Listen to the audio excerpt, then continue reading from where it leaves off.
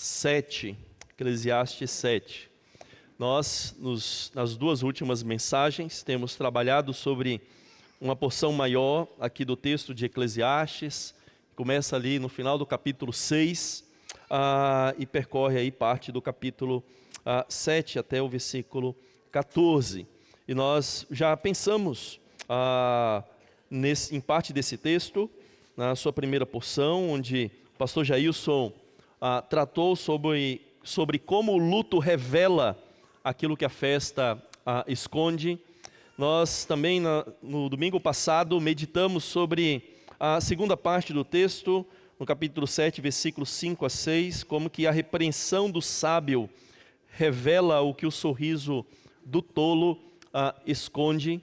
E hoje nós vamos meditar na parte final desse texto, que está aí no capítulo 7, versículo 7 até o 14.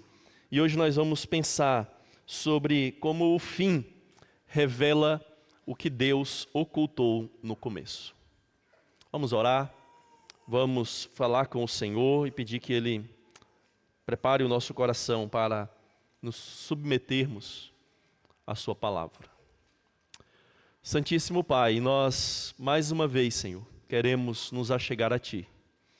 E podemos fazer isso porque o Senhor nos deu o Teu Filho divino como nosso mediador, como nosso redentor, como sacrifício perfeito que purifica os nossos pecados, de modo que possamos nos achegar a Ti. E por meio dele, Senhor, Tu demonstras a Tua sabedoria, demonstra a Tua soberania em todas as coisas. E nele, ó Deus, nós vemos o princípio e o fim de todas as coisas. E por isso, Pai, por meio do Teu Filho, nós queremos suplicar que o Senhor nos fale através da Tua palavra, abrindo o nosso coração, dispondo, Senhor, os nossos afetos para amar a Tua verdade. E também, Senhor, dispondo a nossa vontade a vivermos em conformidade com aquilo que nós aprendemos. Por isso, Pai, que por meio do Teu Santo Espírito, o Senhor, na Tua graça, nos capacite, nos abençoe e nos dirija.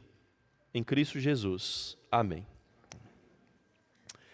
Eclesiastes capítulo 7, o versículo 7 a 14, eu farei a leitura na NVI. Diz a palavra do Senhor, irmãos. A opressão transforma o sábio em tolo, e o suborno corrompe o coração. O fim das coisas é melhor que o seu início, e o paciente é melhor que o orgulhoso. Não permita que a ira domine depressa o seu espírito, pois a ira se aloja no íntimo dos tolos. Não diga, por que os dias do passado foram melhores que os de hoje? Pois não é sábio fazer esse tipo de pergunta. A sabedoria, como uma herança, é coisa boa e beneficia aqueles que veem o sol. A sabedoria oferece proteção, como faz o dinheiro. Mas a vantagem do conhecimento é esta: a sabedoria preserva a vida de quem o possui. Considere o que Deus fez. Quem pode endireitar o que Ele fez torto? Quando os dias forem bons, aproveita-os bem. Mas quando forem ruins, considere, Deus fez tanto um quanto o outro, para evitar que o homem descubra alguma coisa sobre o seu futuro. Amém. Meus irmãos, Fernando de Magalhães, o grande navegador português, em 1519 partiu da Europa com 5 embarcações. E a sua finalidade era encontrar uma passagem para o Oriente através das Américas. Ele conhecia bem as estrelas que poderiam direcionar o seu caminho. Ele conhecia bem as marés. Ele conhecia muito bem o Oceano Atlântico. Ele havia estudado mapas. Ele havia estudado rotas. Ele havia estudado as correntes marítimas. Ele era, de fato, o homem sábio do mar. Ele conhecia muito bem o oceano. Só que ao cruzar o estreito que hoje leva o seu nome, o Estreito de Magalhães, ele acabou enfrentando ventos traiçoeiros, correntes desconhecidas e tempestades que destruíram parte de sua frota de 5 navios. Um navio desertou diante das dificuldades. Um outro naufragou. E um terceiro ficou tão arruinado que foi impossível continuar a jornada. E quando ele entrou no Pacífico, que ironicamente ele chamou de mar ou Oceano Pacífico, ele acabou descobrindo um mundo de provações, fome, escorbuto, amotinações, mortes.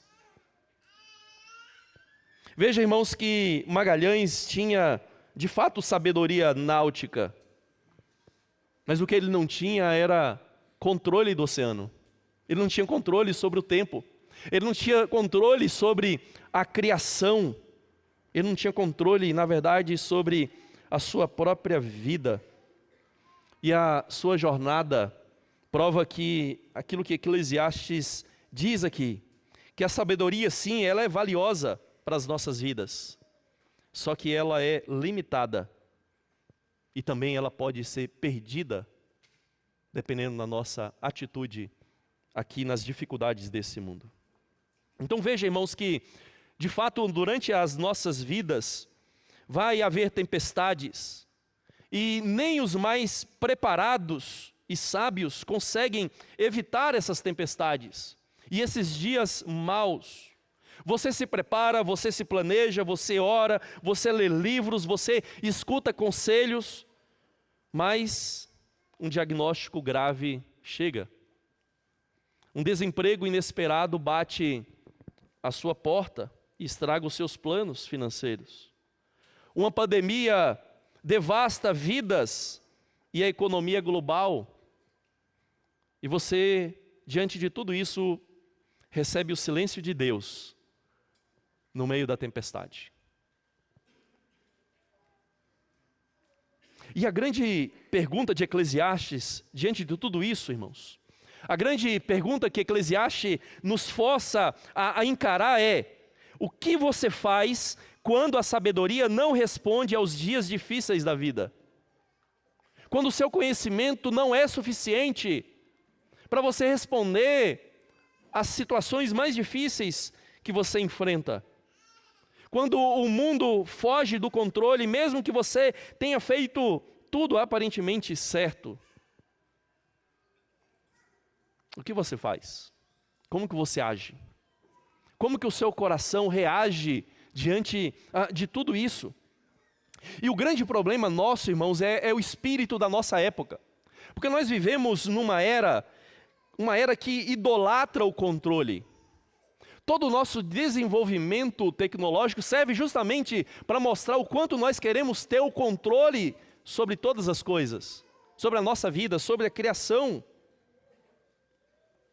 Nós vivemos numa era que exige resultados imediatos. E os coaches se aproveitam disso aí para realmente mostrar como que você pode obter esses resultados e uma melhor versão de você mesmo.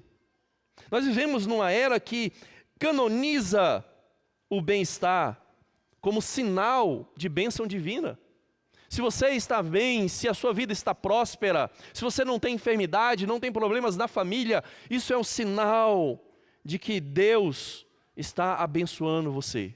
Mas se você está passando por enfermidades, se você perde o emprego, se você tem problemas pessoais, problemas familiares, é sinal de que Deus o abandonou, ou de que você não tem verdadeira fé. É assim que o nosso mundo encara. É assim que esse espírito da nossa época entra na nossa própria vida cristã. E Eclesiastes está aqui para denunciar esses diversos problemas do espírito da sua época, que também é o espírito da nossa época.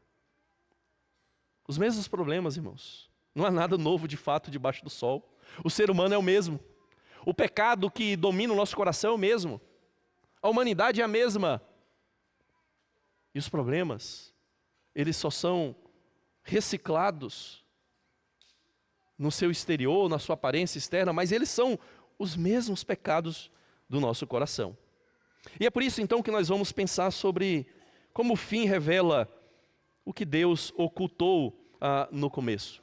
Porque o que esse texto mostra, irmãos, é que à vista da impossibilidade humana de conhecer e controlar o que é bom, a verdadeira sabedoria é reconhecer a soberania de Deus sobre todos os acontecimentos da história e da nossa vida. E nós vamos ver aqui 3 grandes lições da sabedoria para dias difíceis da nossa vida. E a primeira lição está aí nos versículos 7 a 10, onde nós vemos que a sabedoria nos previne da precipitação tola. A sabedoria vai fazer com que, diante de dificuldades, diante de provações e tentações, nós possamos nos prevenir e nos guardar de precipitações que são tolas. E observe que esses 4 versículos, eles, a uma primeira leitura superficial, eles parecem que não têm uma conexão nenhuma em muitos dos seus temas. Parece que são provérbios soltos e desamarrados uns dos outros. Mas na verdade, esses 4 versículos, eles têm sim uma ideia, um ponto que os une. O que o autor de Eclesiastes quer mostrar é que até a sabedoria, ela pode ser corrompida ou perdida se não for aplicada com discernimento em tempos difíceis, em situações difíceis da nossa vida. Você vê no versículo 7 que a opressão e o suborno distorcem o senso de justiça das pessoas, corrompem e enlouquecem até a pessoa mais sábia, quando ela se deixa levar para uma situação assim. Quantas pessoas inteligentes, diante de crises, diante de problemas políticos, econômicos, elas realmente parece que perderam o juízo diante da situação. Olha para a situação do país. Quantas pessoas você vê realmente que elas não estão pensando corretamente? Por causa de quê? Por causa da opressão, por causa do mal, por causa das dificuldades que enfrentam. Perceba como que a ira e a impaciência que o autor descreve aqui no texto são muitas vezes atalhos tolos que aparentemente encurtam o caminho para obtermos algum resultado, mas que na verdade só aumentam o dano e o prejuízo nas nossas vidas. Perceba que o texto vai falar da nostalgia dos bons e velhos tempos. E essa nostalgia revela mais fuga do presente do que uma fidelidade à realidade à nossa volta. Então é por isso, irmãos, que só quem aprende a esperar pelo fim com sobriedade e temor a Deus pode perseverar em sabedoria sem cair na tolice de reações precipitadas diante de dias maus. A sabedoria, irmãos, podemos ilustrar como um copo de água cristalina. Só que basta uma única gotinha de veneno, um suborno, uma explosão de ira, um lamento ingênuo pelos bons e velhos tempos do passado, e a nossa sabedoria é contaminada por os dias maus. E nós percebemos que nós não temos, de fato, controle sobre nada. Até mesmo sobre a nossa sabedoria humana. Então, a grande questão diante disso é: você tem sido envenenado por injustiça e pela opressão desse mundo? Pela ira do seu coração? Pelas mágoas? Pela nostalgia que realmente cega para a realidade à sua volta? Você anda impaciente com o que Deus ainda não fez? Aquilo que você quer que Ele faça e Ele não fez? Você vive comparando hoje com um passado idealizado e ilusório? É assim que você vive? Pensando nos dias da sua juventude, quem sabe? Ou em séculos e séculos atrás, que você ouviu de tantas outras pessoas que era um tempo tão melhor do que hoje? Será que você não vive dessa maneira e isso de fato tem contaminado a sabedoria bíblica na sua vida? Então nós vimos aqui que a primeira lição é que a sabedoria nos previne da precipitação tola. Agora nos versos 11 e 12, nós temos a segunda lição, que a sabedoria nos guarda mais do que a riqueza. Veja, irmãos, que o que Eclesiastes está colocando diante de nós é que, apesar das suas limitações, e apesar da sabedoria poder ser contaminada e perdida por causa da nossa imprudência e tolice, a sabedoria tem valor sim. A sabedoria tem valor sim. E você tem que aprender a escolher aquilo que é o melhor, aquilo que é bom aqui nesse mundo. E Ele quer mostrar para você que, apesar das suas limitações, sim, a sabedoria é um bem precioso que protege e orienta melhor do que a riqueza. Ele vai mostrar que, assim como a herança traz segurança e o dinheiro oferece um abrigo, nós sabemos, temporário, ele vai mostrar que a sabedoria preserva a vida com discernimento e propósito. A sabedoria, ela guia a sua vida, ela direciona a sua vida e te protege de muitos males neste mundo. E de fato guarda a sua vida. A sabedoria, de fato, não elimina os dias maus. O autor está querendo nos certificar disso. Só que ela dá sentido a eles e ensina-nos como viver de forma piedosa, mesmo em meio à incerteza da nossa vida, da nossa própria história.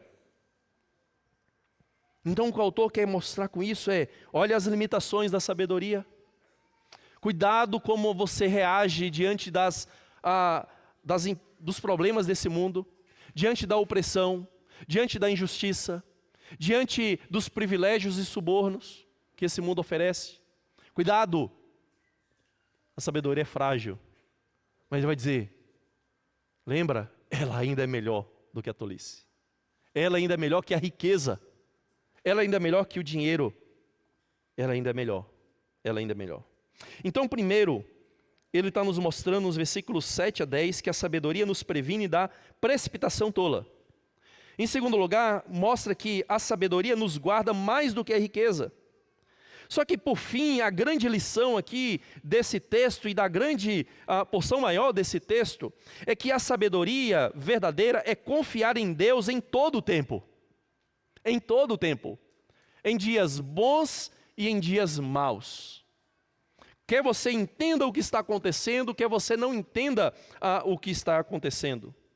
Observe que o versículo 8, né, nós já lemos, ele traz um princípio geral que o fim é melhor do que o começo. Isso tem várias possíveis implicações, aplicações para as nossas vidas. Já vimos como o autor mostra que o fim da vida é melhor do que o seu começo. É no fim da vida que de fato nós medimos e percebemos qual é o caráter de uma pessoa. É quando ela chegou lá no fim.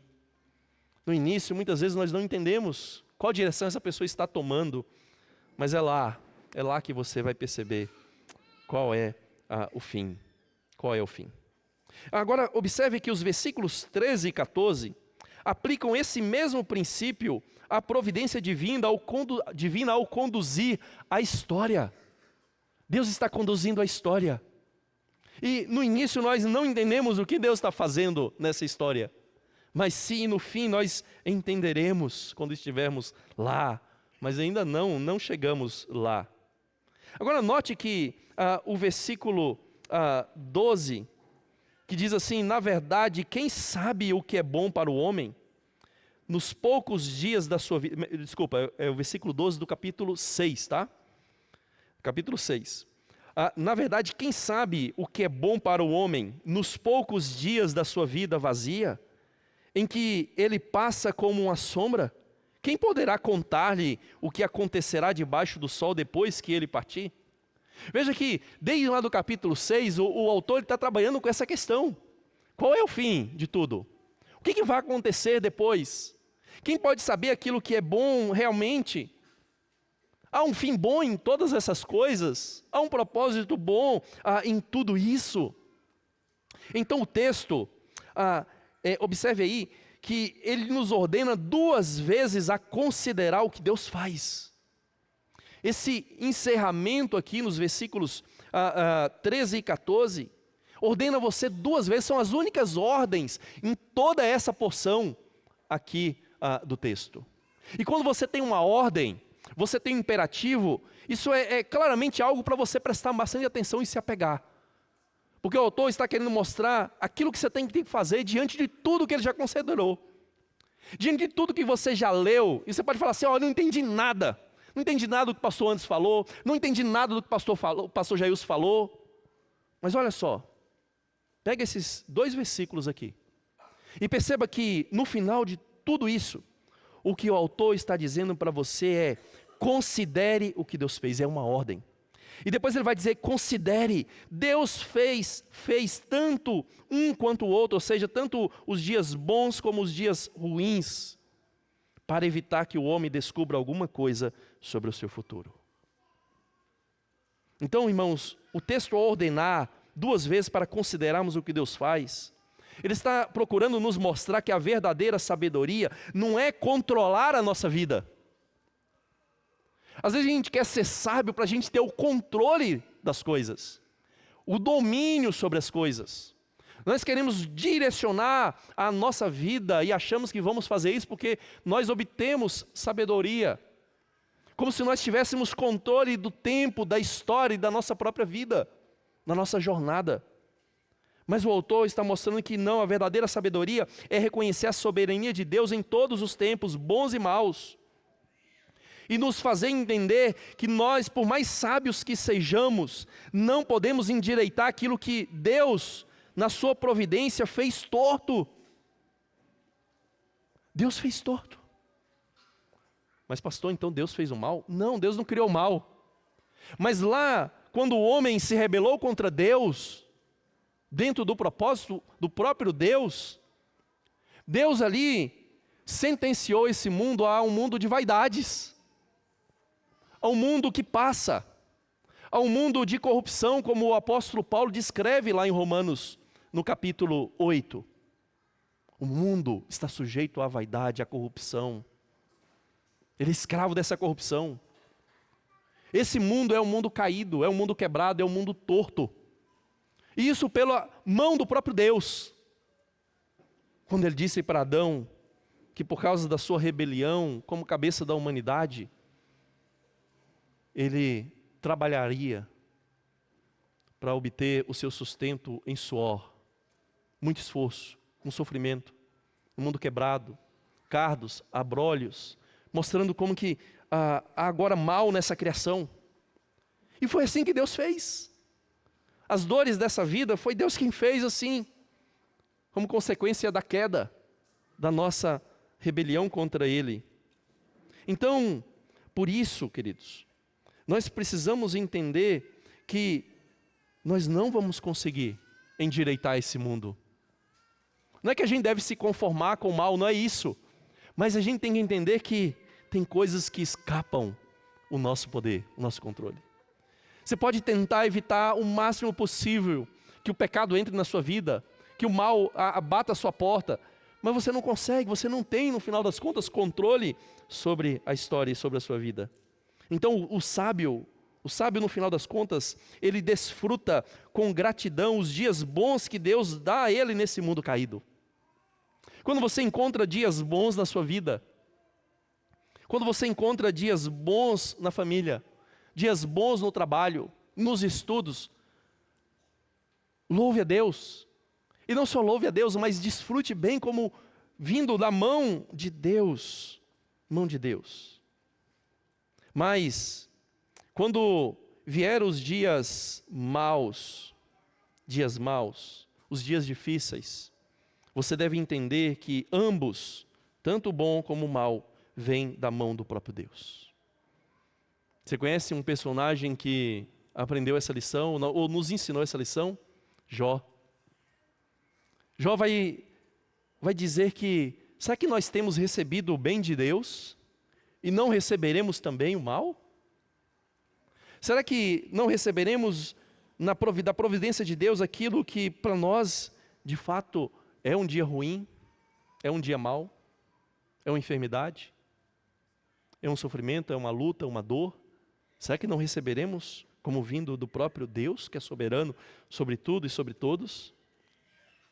E esse Deus, Ele nos conduz por caminhos, irmãos, que nós não conseguimos prever. Você pode traçar o seu caminho. O coração do homem traça o seu caminho. Mas quem dirige os passos é o homem? Não, é Deus. É Deus quem dirige os nossos passos. Para quê? Para que a gente aprenda a confiar nele. Confiar nele. Não confiar em nós mesmos, em traçar o nosso caminho, em dirigir o nosso caminho, em realmente dominar e controlar todas as circunstâncias. Nós não conseguimos, queridos. Nós não conseguimos. Nós precisamos realmente olhar e entender que, por mais sábios que venhamos a ser, por mais sabedoria bíblica que tenhamos, não conseguimos controlar nada. Pouco tempo antes de eu me casar, eu descia de Itajubá para São José dos Campos, a fim de comprar o terno que eu estou usando agora. E tá mais difícil de caber. É o que mostra que eu não tenho controle nenhum sobre o tempo e sobre a vida. Principalmente sobre a barriga, né? Que é o mais incontrolável dos órgãos que nós temos, nós homens. E naquela ocasião, eu desci pela primeira e, na verdade, última vez pela estrada de Monteiro Lobato. E eu confesso, irmãos, que quando eu desci por aquela estrada, eu fiquei realmente assustado com tanta curva. Eu já tinha pegado serra de Piquete, né? Ali em Aparecida, Piquete. Mas a serra de Monteiro Lobato, realmente, a estrada ali tem curva após curva. É curvas assim, em 5 metros você tem outra curva. E eu fiquei realmente assustado e teve uma ocasião ali que eu quase fui atingido por um caminhão que ele não tinha nem como andar na sua própria faixa. Ele simplesmente tinha que invadir as duas para poder conseguir virar. E veja, irmãos, que a nossa vida é como essa estrada aqui, cheia de curvas. Nós só enxergamos poucos metros à nossa frente. Poucos metros. E olha lá. Nós não conseguimos ver a nossa vida como um todo. Só que Deus, Ele está lá no alto.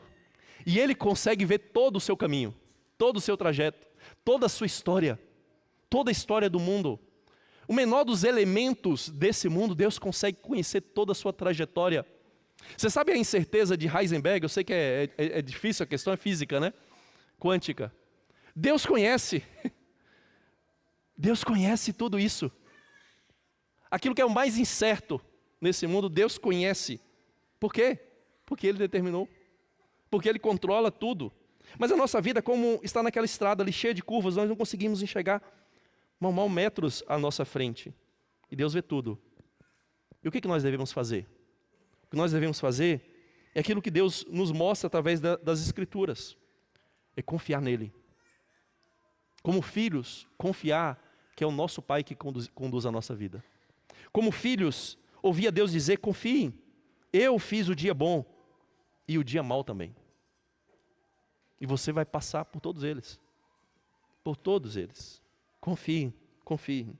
Então, queridos, a verdade dura e realista de Eclesiastes é que você não controla os tempos, nem pode consertar o que Deus fez torto.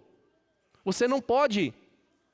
Você não vai se livrar do mal nesse mundo, de ser atingido pelo mal de alguma maneira, de passar por dias ruins e dias difíceis. E já que é impossível conhecer e controlar o que é bom e o que é mal, então a verdadeira sabedoria é reconhecer a soberania de Deus sobre todos os acontecimentos da sua vida. A resposta bíblica, então, é uma sabedoria que teme a Deus e se submete ao agir soberano dele na história. Na história. Agora a questão diante disso é, será que você não busca atalhos? Será que você, às vezes, não busca explicações fáceis? Ou a nostalgia para escapar do desconforto do presente, de dias ruins? Será que dilemas complexos, diante do qual você não faz com que você tome atalhos, quando na verdade você deveria se calar e saber, eu não tenho uma resposta, eu não sei o que está acontecendo, eu não sei o que Deus de fato está fazendo, mas eu sei que Ele está fazendo algo. Será que não deveria ser assim? Então Eclesiastes, irmãos, confronta essa nossa idolatria do controle. Essa é uma das maiores idolatrias nossas. O controle. Nós queremos realmente controlar a nossa vida. E nós queremos exigir na providência de Deus algo que Ele faça conforme a nossa própria vontade, conforme o nosso próprio script. E a fé, então, exige que nós venhamos a descansar em Deus, e saber que Ele está dirigindo todas as coisas. Então, o nosso chamado diante disso, queridos, é para abraçar de fato a incerteza com confiança, e enfrentar o mal com fidelidade a Deus. Então a sabedoria que teme a Deus, ela deve ser realmente aplicada nas nossas vidas de forma bem prática, para que ela venha nos guiar nesse mundo torto, nesse mundo quebrado de dor, nos fazendo confiar em Deus. Essa é a grande direção que nós precisamos. Nós vamos conseguir dirigir a jornada dos nossos passos. Não sabemos aonde o próximo passo vai nos levar, mas o fato é que a gente precisa olhar para Ele e saber que Ele está dirigindo esses passos que eu mesmo nem sei para onde estão indo. Então, irmãos, entendam que no final das contas Eclesiastes trata desse mundo quebrado, entre o interregno, entre a queda lá de Adão, e a restauração de todas as coisas. É isso que Eclesiastes está colocando para nós. Ele nos fazendo enxergar a realidade entre esses dois mundos, entre a queda e a restauração de todas as coisas. E Eclesiastes, então, através disso, ele nos aponta para a insuficiência de uma vida sobre o sol, sem a redenção escatológica, sem a redenção das últimas coisas. E o ensino, então, de Eclesiastes está enraizado na teologia do pacto da criação, onde Deus ordenou algo ao ser humano, esse ser humano quebrou a ordem de Deus e houve então uma queda da ordem criada. E por isso então Eclesiastes prepara terreno e antecipa a gente para a sabedoria de Deus encarnada em Cristo.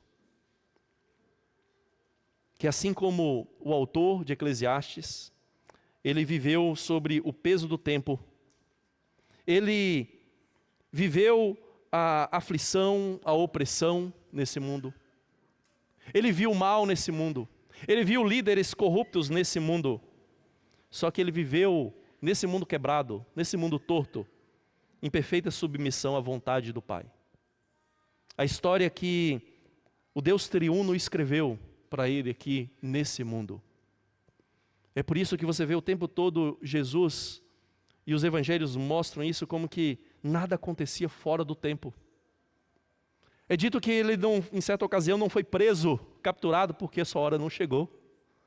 Por quê? Porque tinha um tempo para tudo.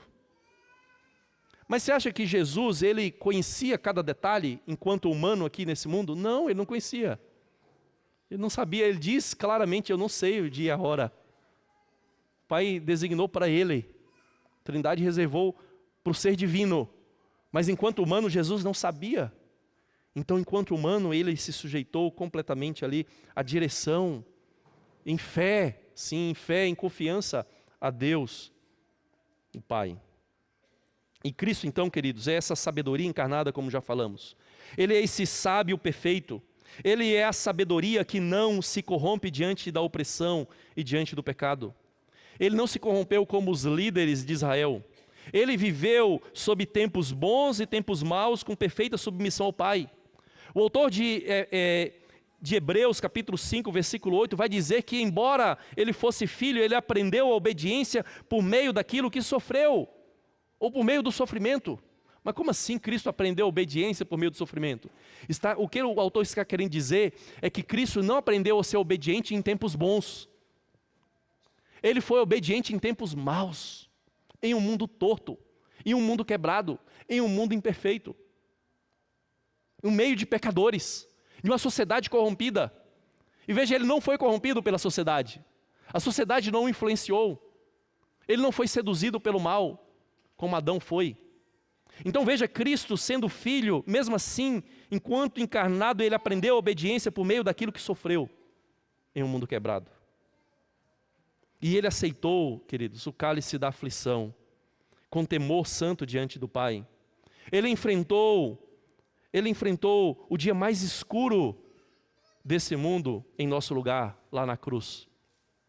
Para nós termos a certeza que, de fato, o fim é melhor do que o começo.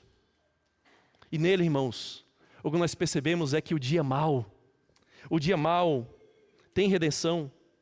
Que Jesus, de fato, é aquele que, em sua morte e na sua ressurreição, ele endireita aquilo que está torto. Quem pode endireitar aquilo que está torto? Você? Eu não. Nenhum de nós pode.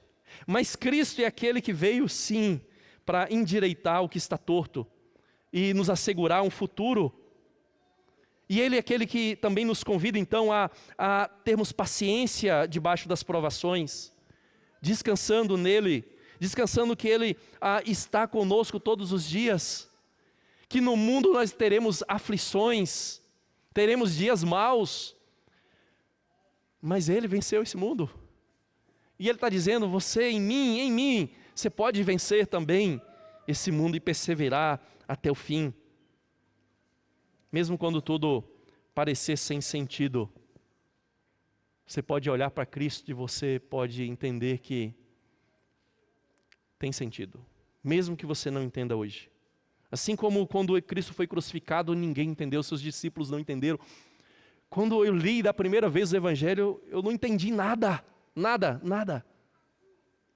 Mas depois, quando chegou o fim da história, agora eu entendo tudo. Agora eu entendo o que Deus estava fazendo. Em toda essa perseguição, em toda essa opressão que Cristo sofreu. Agora eu sei o que Deus estava fazendo. Então, queridos, quando passarmos por dias bons e dias maus, o que nós precisamos fazer é olhar para Cristo.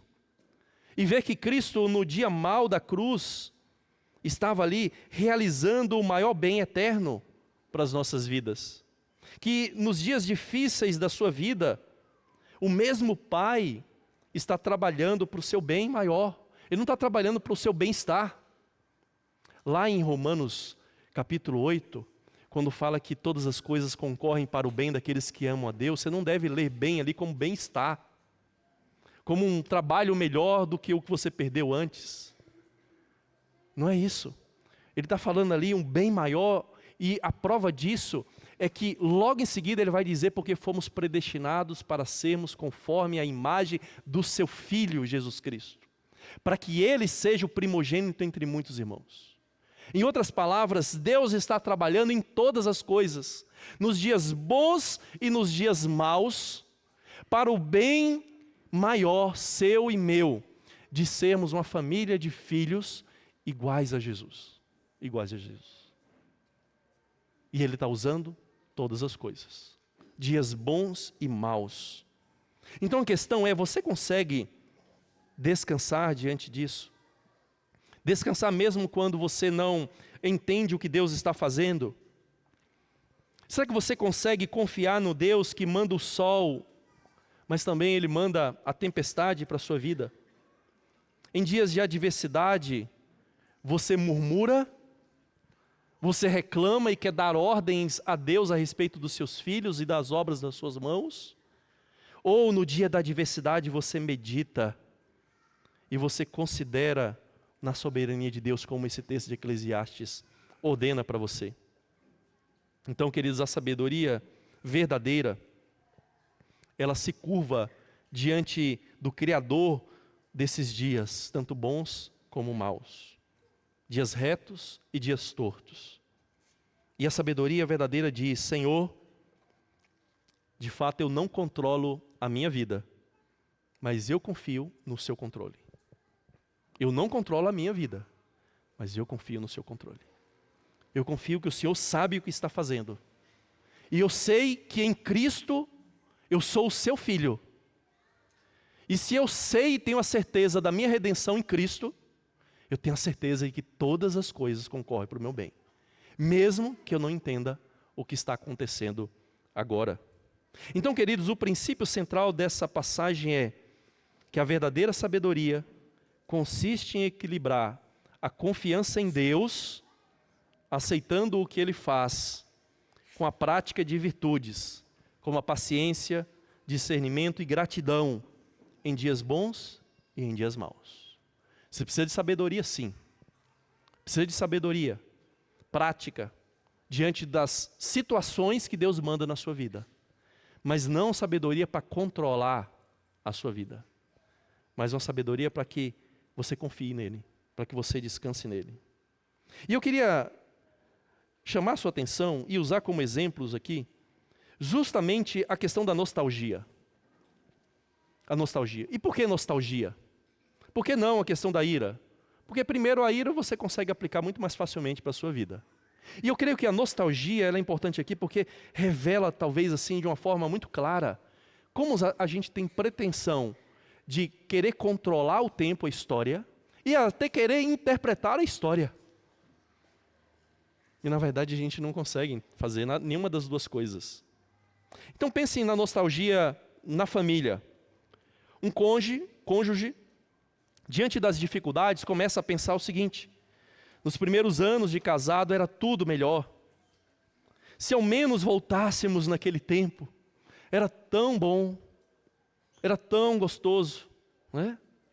E veja que essa postura, ela se repete em outras situações na família também, como na criação de filhos. Quando você vê pais lamentarem o crescimento dos filhos, e eles afirmam que bons eram os tempos em que as crianças eram pequenas, bons eram aqueles tempos, né? Isso é pretensão de controlar a sua história. Agora pensa, talvez no que seja o maior mal nosso. Pense na nostalgia da política. Um cristão acompanha as notícias sobre a economia do país e as discussões políticas. E diante das crises recentes, o desemprego, a inflação, a polarização política, ele frequentemente diz com saudade: naquela época era muito melhor. O país tinha ordem, havia emprego, as pessoas eram mais honestas, os governantes eram mais capazes. E hoje está tudo perdido, não tem mais esperança. Só vejo o mal, o mal e o mal. E veja que esse pensamento nostálgico não só domina as nossas conversas em casa, mas também define o seu tom nas redes sociais e até nas nossas conversas na igreja. Isso faz com que nós contaminemos a nossa esperança com murmuração, amargura e cinismo com aquilo que está à nossa volta. Nós contaminamos a nossa esperança cristã com murmuração, amargura e cinismo. Mas quais são, irmãos, geralmente as motivações ocultas do coração para a gente ficar com essa nostalgia ilusória? Quais são as motivações? A nostalgia muitas vezes serve de fuga. Porque em vez de eu enfrentar os desafios e crescer em maturidade, eu prefiro ficar idealizando o passado sem as pressões e as lutas do presente. Então eu começo a viver lá. E eu esqueço que o que é me dado é o hoje. E o que eu tenho que fazer hoje diante disso? Como que eu tenho que agir hoje? E eu fico idealizando e vivendo no passado. E murmurando com relação ao presente. E no final das contas, a murmuração é contra Deus. Quem está dirigindo a história? É o presidente do país? Ou é Deus que é o soberano do mundo? A murmuração é contra Deus. A ingratidão e a incredulidade também, muitas vezes estão por trás dessa nostalgia. Porque o coração deixa de enxergar o agir de Deus hoje e duvida que o Senhor continua a sustentar e abençoar você, mesmo em meio a dias ruins. Além disso, a nostalgia revela esse orgulho e controle que nós já falamos diversas vezes aqui. Porque muitas vezes se acredita que a própria leitura do passado é mais sábia do que a soberania de Deus no presente e em toda a história. E você acha que você tem capacidade de olhar para o passado e realmente interpretar ele corretamente. E muitas vezes a nossa leitura do passado é enviesada, queridos. Você acha mesmo que os dias passados eram melhores? Eu poderia enumerar diversas situações da história, e quem conhece e gosta de ler histórias, sabe diversas coisas que no passado, as coisas eram na verdade muito piores do que hoje. Muito piores. Então não existe idealização, na verdade, nem do passado, nem do presente, nesse mundo quebrado, queridos. Então, todas essas atitudes revelam um coração tolo em nós, que nos faz olhar para tudo isso e não reagir da maneira correta que um cristão deveria reagir. E percebe então que Cristo é o remédio para essa nostalgia? Cristo de fato é o único que pode realmente reorientar o nosso coração? Porque veja que Cristo nos chama para viver hoje à luz da sua obra consumada e a esperança futura que Ele nos dá. É isso que Cristo nos chama para fazer. Não é para vivermos no passado, não, é para vivermos o presente com os olhos no futuro que Ele nos prometeu. E como que nós colocamos isso em prática nas nossas vidas? Como que nós colocamos essas verdades em prática na nossa vida? Eu creio que, como sempre, como pecadores, nós precisamos começar com confessar o nosso pecado. É reconhecer diante do Senhor quando o seu coração duvida da bondade de Deus no presente. E muitas vezes se recusa a assumir as responsabilidades do hoje. Nós nos rebelamos contra Deus. Nosso irmão Fabinho conduziu não a ele, mas a todos nós em confissão diante disso. Cada um de nós se rebela diariamente contra Deus e a sua vontade, e aquilo que Ele está fazendo nas diversas circunstâncias da nossa vida. E nós precisamos começar a confessar esse nosso pecado. E depois, descanse na suficiência de Cristo. Porque o Evangelho permite que nós olhemos para o presente com esperança, pois Cristo reina hoje. É Ele quem reina. Toda a autoridade foi dada para Ele, no céu e sobre a terra. E Ele governa todos e todos. E Ele está hoje, na sua graça, conduzindo todas as coisas. E essa sua graça, ela é suficiente para cada dia, para cada dia. Essa graça presente dele em nos sustentar e nos conduzir em todas as coisas. Além disso, nós precisamos de uma vida, de fato, de discipulado. Então, procure cultivar uma comunidade de apoio mútuo, lembrando que você é limitado, que você não é autossuficiente, e que você precisa da sabedoria de Cristo, e muitas vezes a sabedoria de Cristo vem através de outros irmãos piedosos. Então você precisa caminhar com esses irmãos, para que eles possam muitas vezes apontar aquilo que você não está vendo, ou as atitudes erradas que você tem tomado em dias maus, e às vezes até em dias bons, que nós não sabemos aproveitar. E acima disso, a gratidão por tudo deve ser uma reação nossa diante desse texto. Uma gratidão por tudo que Cristo já fez e pelo que Ele faz agora. Transforma a nostalgia em expectativa confiante de que o melhor ainda está por vir em Cristo. O melhor ainda está por vir em Cristo. Então, queridos, a memória do passado deve servir para a gente de gratidão, não de idolatria. Dias bons da sua vida você deve ter desfrutado. Se está passando por dias bons, desfrute agora em adoração ao Senhor. Porque quando chegar os dias maus, você vai olhar para esses dias bons e você não vai usar isso como motivo de idolatria e murmuração, mas sim como gratidão a Deus e louvor a Deus. E descanso no Senhor. Você consegue imaginar como seria a sua vida se você deixasse meramente de reagir e de pensar de forma impulsiva e começasse a responder com sabedoria a todas as circunstâncias? Como seria se ao invés de se revoltar com a adversidade, você se perguntasse, o que Deus quer me ensinar com isso? O que Deus quer me ensinar com a situação econômica, política do país? O que Deus quer me ensinar com essa enfermidade?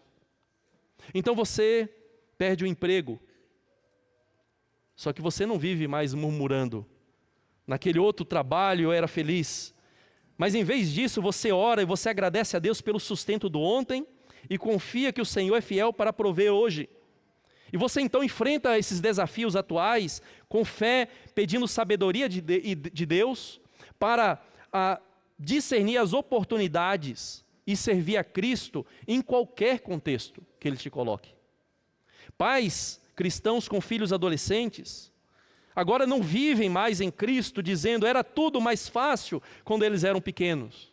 Ao contrário, vocês oram e buscam sabedoria envolvendo-se ativamente no presente, crendo que Deus está agindo na vida dos seus filhos hoje.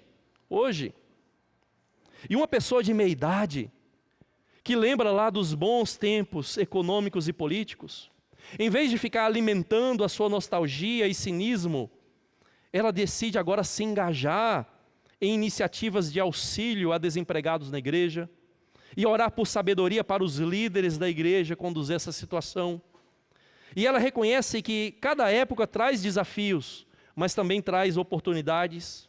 E agora ela expressa a sua confiança não em quem está no governo ou nos ciclos econômicos, mas no Deus que dirige o fim de todas as coisas. Então, irmãos, o saudosismo, ele realmente é um grande mal. E em essência, ele é uma incredulidade disfarçada de romantismo. Ele é uma incredulidade disfarçada de romantismo. E faz do passado um ídolo e paralisa as nossas responsabilidades no presente. E a cruz é o que nos liberta disso. E Cristo é o que nos liberta disso. Nos liberta da prisão desse ontem idealizado, para que nós venhamos a viver em esperança no hoje da redenção. Hoje é o dia da redenção. Hoje é o dia que o Senhor manifesta a sua redenção nas nossas vidas. E a gente vive olhando agora para aquilo que o Senhor está fazendo e com a esperança desse amanhã glorioso em Cristo, em que, embora soframos no presente, os sofrimentos desse tempo nem se comparam com a glória a ser revelada em nós. Crianças, vocês já montaram um quebra-cabeça sem ver a imagem da caixa? Já tentou fazer isso? Compra um quebra-cabeça de 1000 peças, joga a caixa fora e tenta montar esse quebra-cabeça. É só no fim que tudo faz sentido, não é? É só no fim que tudo faz sentido. E a vida para Eclesiastes é como um desses quebra-cabeças. Só no fim nós podemos entender aquilo que o começo não mostra. Então lembre-se, para finalizarmos, que a sua vida é como um livro que Deus escreveu. E hoje você pode estar passando, quem sabe, por um capítulo bem difícil, mas o final já foi escrito na cruz e na ressurreição de Cristo. Na cruz e na ressurreição de Cristo. E no fim, tudo fará sentido. O que você tem que fazer, então, diante disso é aquilo que Eclesiastes ordena. Considere, medite, contemple aquele que viveu com sabedoria perfeita, que é o Cristo encarnado. Ele enfrentou tanto o dia mau, a cruz e o abandono, como também o dia bom, a ressurreição e a glória, por mim e por você. Então, em Cristo, tudo é feito novo. Tudo é feito novo. E Cristo faz tudo isso para que nós venhamos a confiar. Seja qual for a estação da nossa vida, boa ou má, Deus está sempre no controle da história. Porque Cristo é o alfa, o ômega, o princípio, o fim. E somente é somente em Cristo que você consegue entender e confiar que realmente o fim é melhor que o começo. O fim é melhor que o começo. E eu convido você nesse momento, crendo, realmente confiando nessa verdade, a ficar de pé, para que nós possamos, de fato, meditar mais nessa verdade, cantando o cântico misterioso é o nosso Deus. Misterioso é o nosso Deus. E de fato, misteriosos feitos são as obras